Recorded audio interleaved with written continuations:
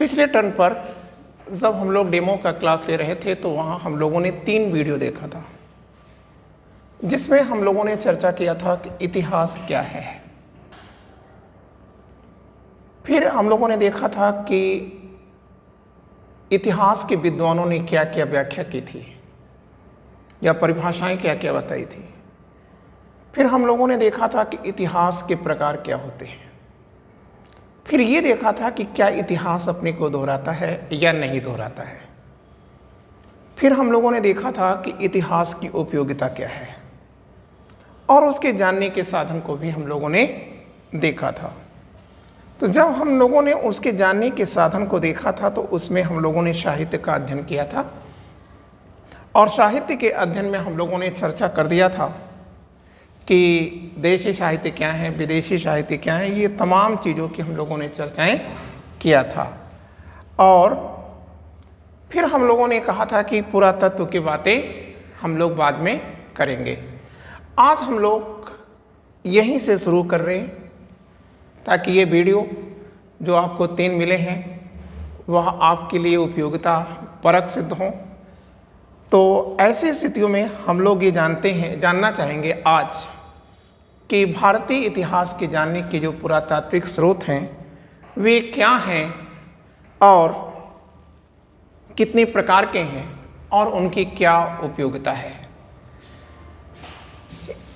लेकिन इसकी व्याख्या करने से पहले मैं आपको बताना चाहूँगा कि यह वीडियो आपके लिए बहुत ही महत्वपूर्ण सिद्ध हो सकता है, क्योंकि आपके पास इसे बार बार रिप्ले करके रिवीजन करने के लिए पूरे अवसर मौजूद है।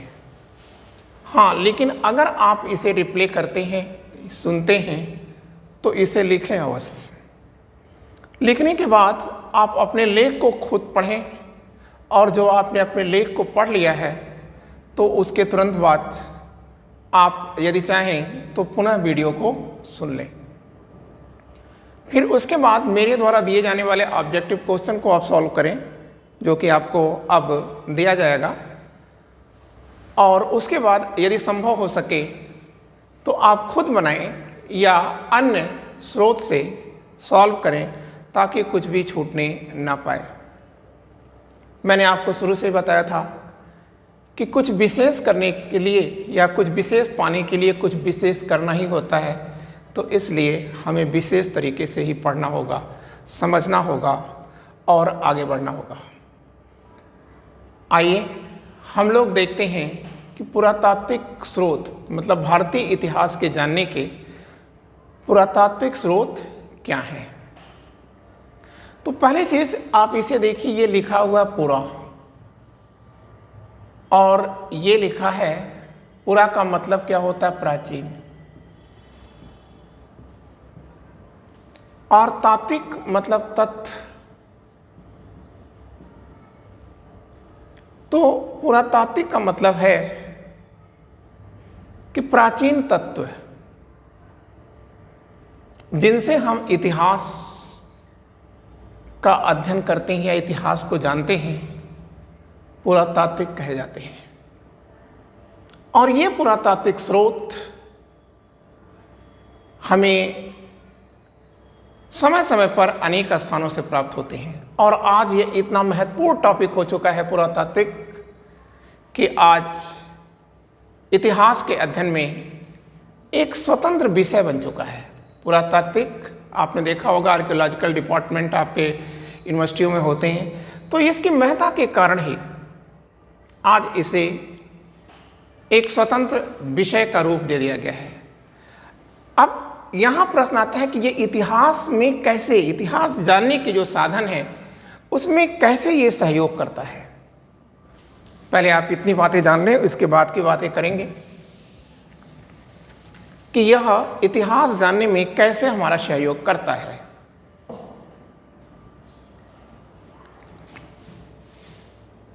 इतिहास के अध्ययन में कैसे यह सहयोगी है।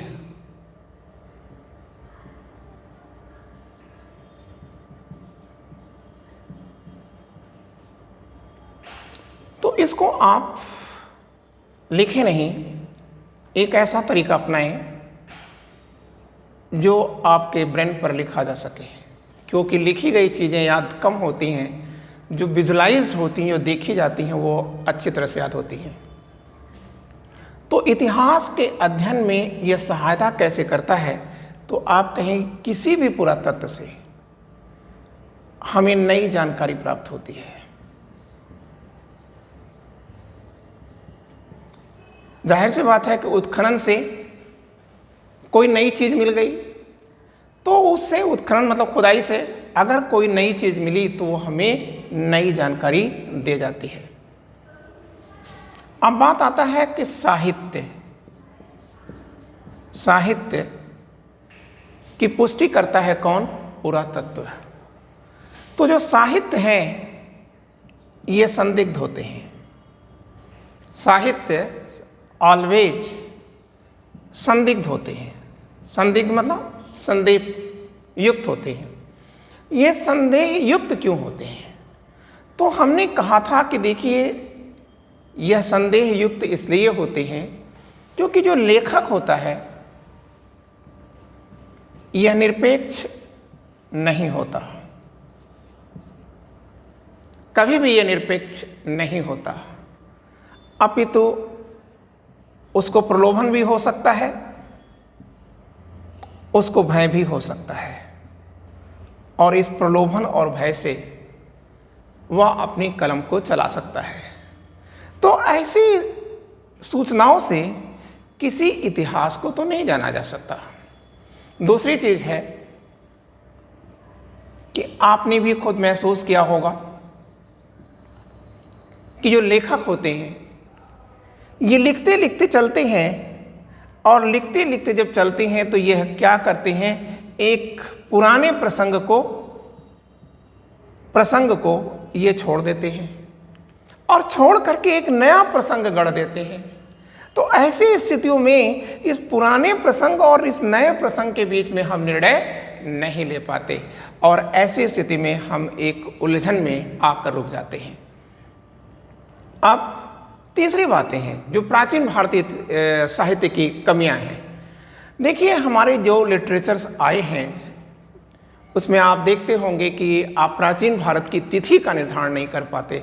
अगर कोई ये कह देता है कि महावीर स्वामी का जन्म 599 में है, कोई कह देता है 527 BC में है, कोई कुछ बोल देता है। हमारे पास ठीक है जो लिटरेचर हैं उसमें आपने देखा है कि उसमें तिथि का अभाव रहा है। अब अगर आप बताओ, खुद सोचो आप कि अगर किसी इंफॉर्मेशन में तिथि ही नहीं है तो प्रश्न हमारे सामने सबसे बड़ा उत्पन्न हो गया कि तिथि के अभाव में हम किसी सूचना को इतिहास के किस कालखंड में रखें।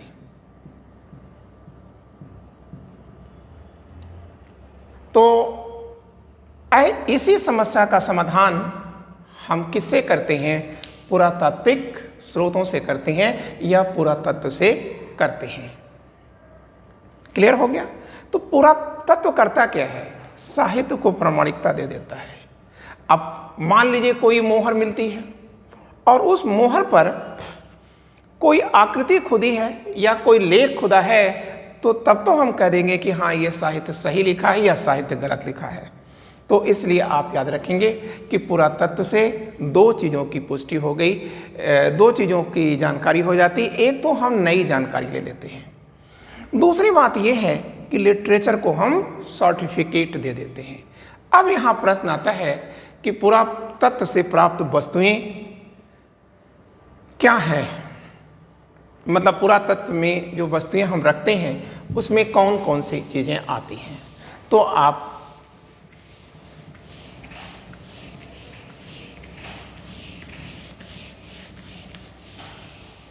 ध्यान देंगे, पुरातत्व से प्राप्त वस्तुएं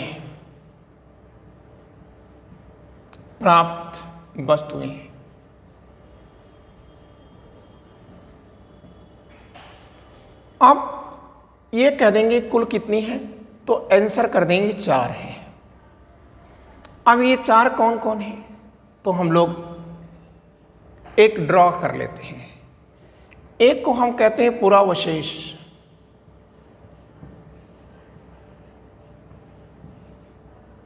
दूसरे को क्या कहते हैं, पुरालेख,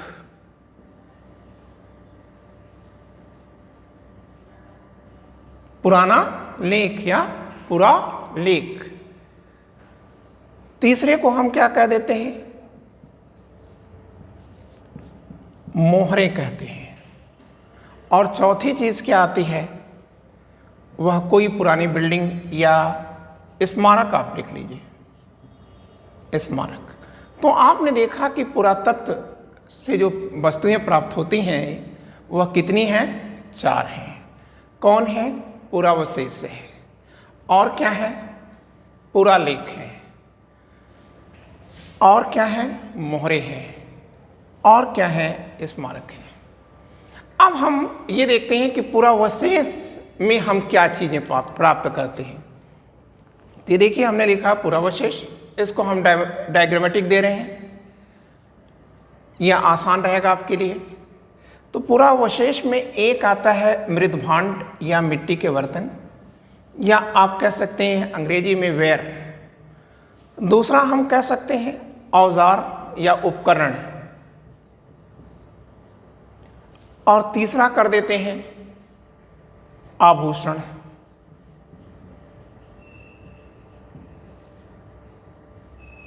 और चौथा हम लोग क्या लाएंगे, मूर्तियां इत्यादि भी आप कर सकते हैं। अब पुरावशेष में आपने देखा कि हम लोगों ने क्या पाया, मृदभांड पाया, औजार पाए, आभूषण पाए और मूर्तियां पाए। ये जो मिट्टी के बर्तन हैं ये हर युग में अपनी अलग अलग विशेषताओं को लेकर आएंगे, जिसकी हम लोग चर्चा करेंगे। औजार भी अलग अलग हैं, आभूषण भी हर युग में अलग हैं, और मूर्तियां भी अलग अलग स्टाइल में अलग अलग युगों में बनी हैं। अब हमारे सामने आता है पुरालेख।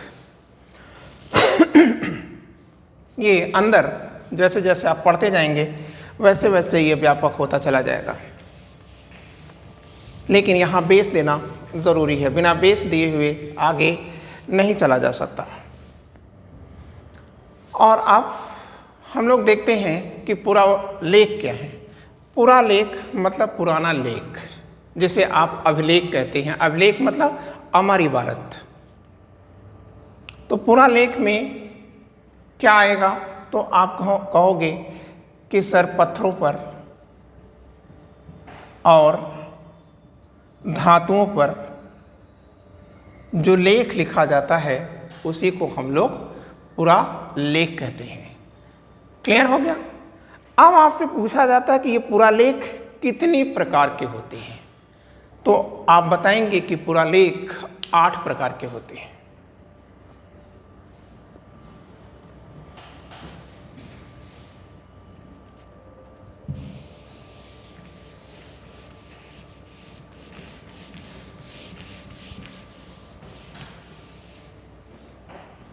पुरालेख में आप वैसे देखते होंगे तो लोग सामान्यतः 5 कर देते हैं, लेकिन हम लोग ठीक है ये सब व्यापक करके और इसे देख रहे हैं कि पुरालेख हम 8 गिनाएंगे, 8 प्रकार गिनाएंगे। पहला क्या दिखा देंगे, एक तो होता है शिलालेख, दूसरा होता है स्तंभ लेख, और तीसरा हम लोग दिखा देंगे ताम्रलेख, और चौथा दिखाएंगे गुहालेख।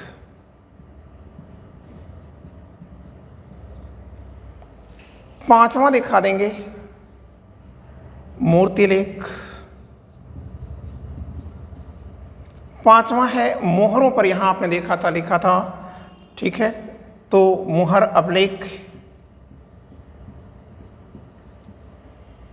और इसके बाद आप देखेंगे स्मारक आ जाएगा, इधर कर दे रहे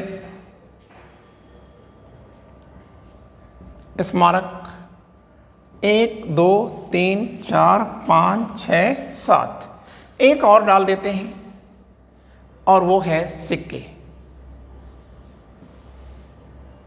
सिक्के तो अब अगर आप देखें तो हमारे जो पुरालेख हैं ये कितने आए, 8 आए। तो पुरालेख मतलब पुरानी लेख, या आप और आसान कर देंगे, पुरानी जो वस्तुएं प्राप्त हुई हैं या प्राचीन जो वस्तुएं प्राप्त हो रही हैं, उन प्राचीन वस्तुओं पर जो लेख या कुछ लिखा गया है उसी को पुरालेख कहते हैं।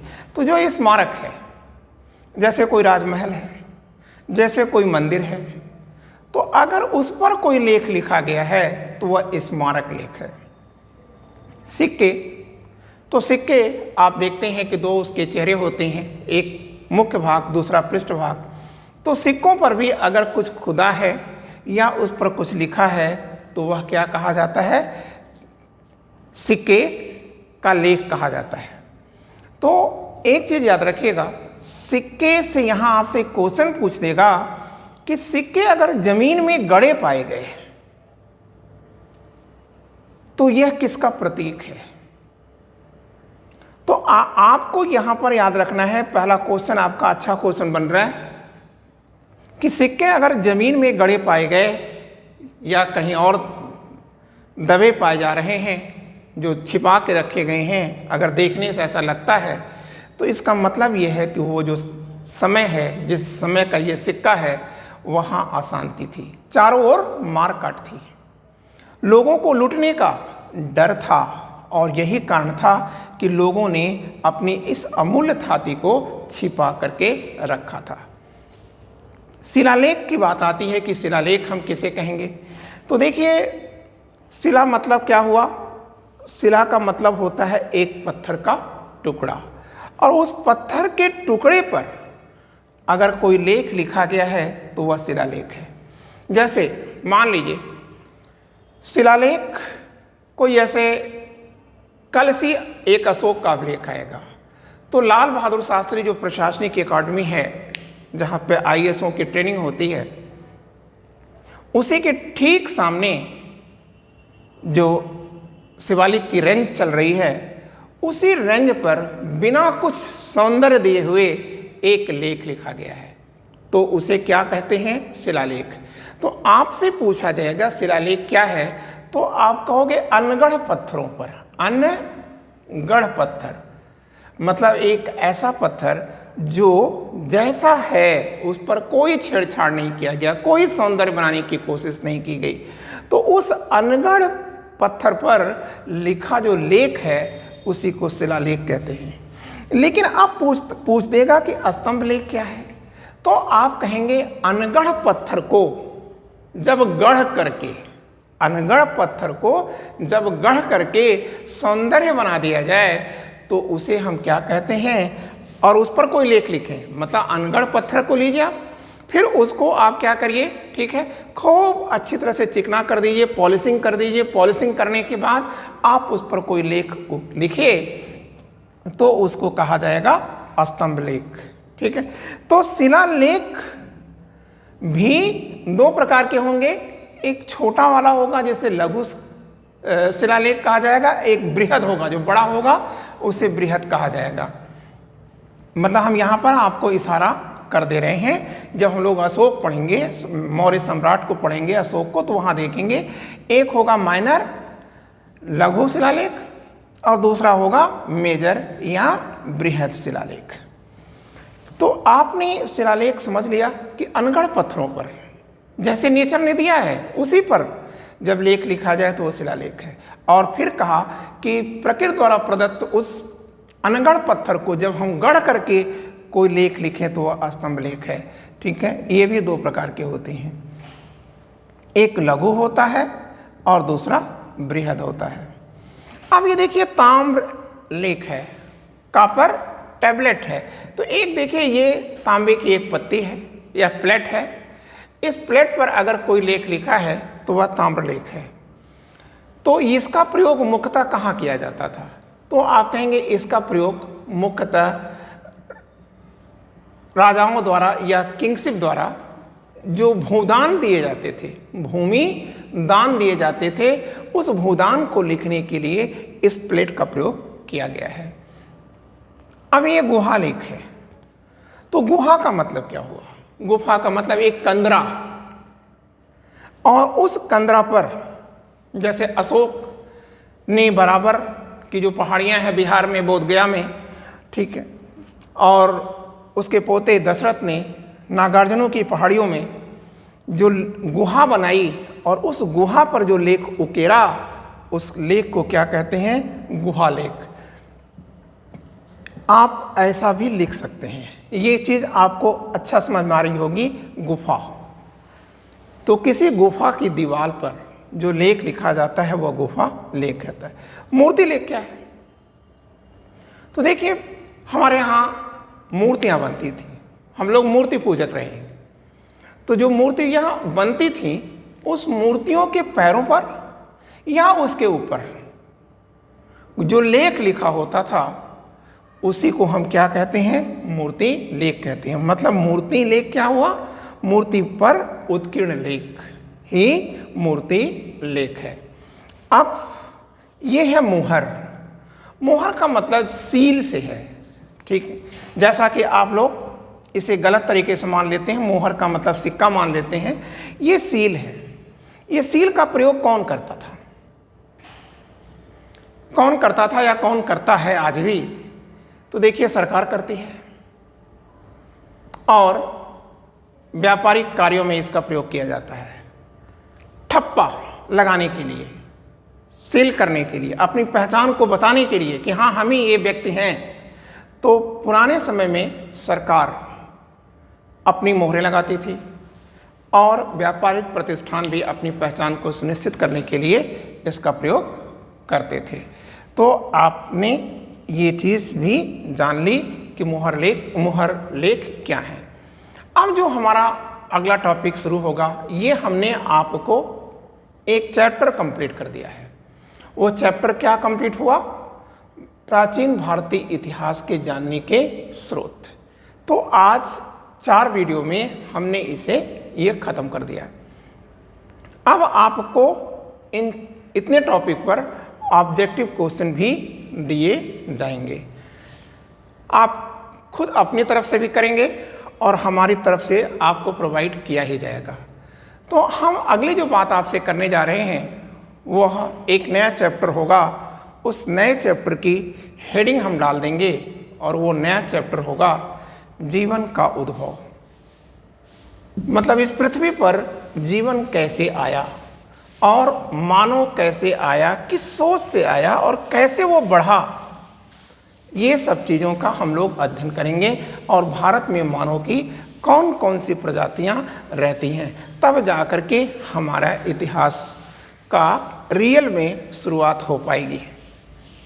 लेकिन इसे जानना ज़रूरी है, एक हमारी परिपक्वता के लिए, और दूसरा जब कभी कभी वो रेयर क्वेश्चन पूछ देते हैं तब के लिए।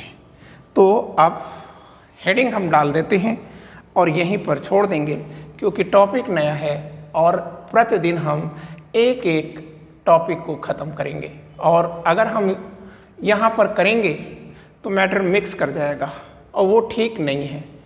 तो जीवन का उद्भव, और जीवन के इस उद्भव में ही हम आपको बताएंगे मानव का उद्भव कैसे हुआ, मानव की प्रजातियां क्या हैं, मानव भारत में आता कैसे है। ठीक है, thank you, wishing you all the luck.